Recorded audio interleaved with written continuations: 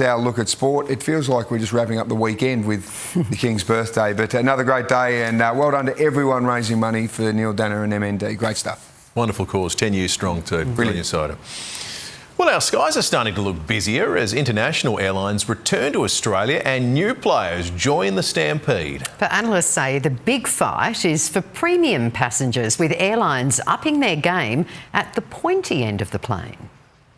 There's sommeliers in the sky. Beautiful. Qantas training its front-end cabin crew in the art of fine wine, all on board with a brand new skill set. We're certainly the only airline who's doing wine training of this nature. The long-haul airline model really has depended on having about perhaps 40%, maybe even 50% of its revenue coming from business travellers. A push for a competitive edge as international airlines return down under. Turkish Airlines has arrived, flying into Melbourne, while American and Delta are launching into Brisbane. Singapore's increasing capacity right across the country, and Qatar is reapplying to double flights here after it was knocked back last year. More seats means more capacity, which means prices will continue to come down. Business class fares have dropped 6% in the past year, only 1% for economy fares because of stronger demand. When it comes to destinations and times to buy, don't expect any bargains to Europe and North America,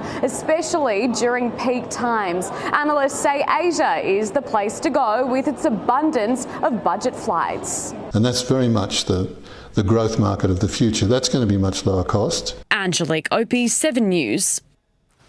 Well, she's usually delivering news of frosty conditions, but today she was dunked in them. C7's Gertie Sperling take the plunge after the break. And weather-wise, a warm day today, but wet and windy from tomorrow. Those details coming up live from Semaphore Park. Live and first at the Apple HQ. All the free upgrades coming to your phone, iPad and more. Plus, it's the Box hair dye boom. Why it's back in trend and the best brands at affordable prices. Start with Sunrise. For Adelaide's latest news and more, tune in to Will Goodings and David Pemberthy on 5AA Breakfast tomorrow morning. It's time for more on the weather now with Casey. And Casey, there's some wet and windy conditions on the way. Rosanna, that system is just starting to hit the top of Yorks now, so we're probably about an hour away before it starts reaching us here. Today, though, despite the grey skies, it was unusually warm. Ideal conditions for today's Coastal Sounds event. The free performances had everything from live opera to Brazilian dance classes, and here at Semaphore Park tonight, a sunset session. Now, the average temperature for June is 15.8. Today, we reached a top of 20.6 following a low of 11.2, and now it's still around 19 degrees, very unseasonal. And those warmer than average temperatures extended right across the state today. Cooper Pedy and Ceduna reached a top of 27. A cold front and troughs responsible for the wet weather on its way to southern parts, and we'll see winds freshen up with that system too. Interstate tomorrow, wet and windy for Melbourne and Hobart, a top of 19 for Sydney, showers and 20 for Perth. Back home, a top of 24 for Maree and Roxby Downs, cloudy and 21 for Port Augusta.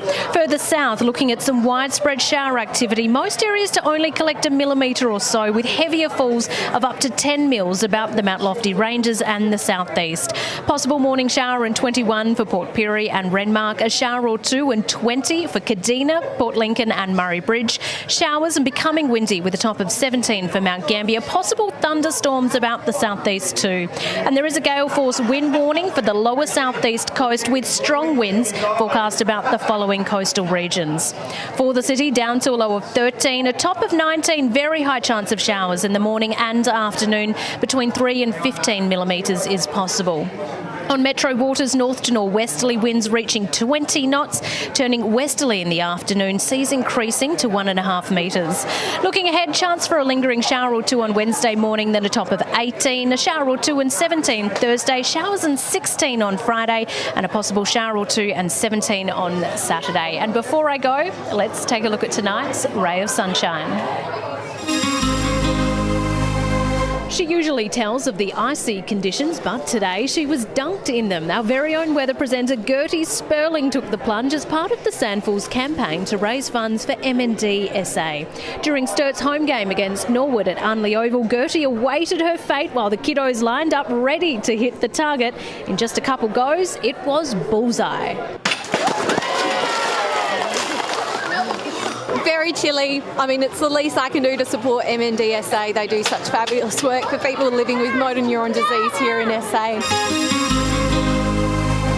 A very worthy cause. Hats off to Gertie. Very brave situation to put herself into today.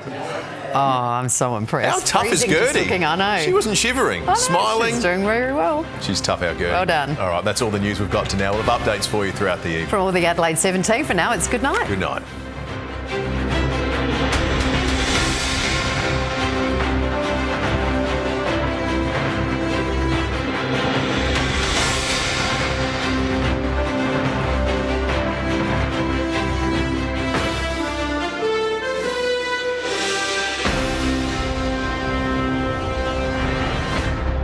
The 7 News app will give you the news you want every minute of every day, including breaking news alerts. Download the 7 News app now.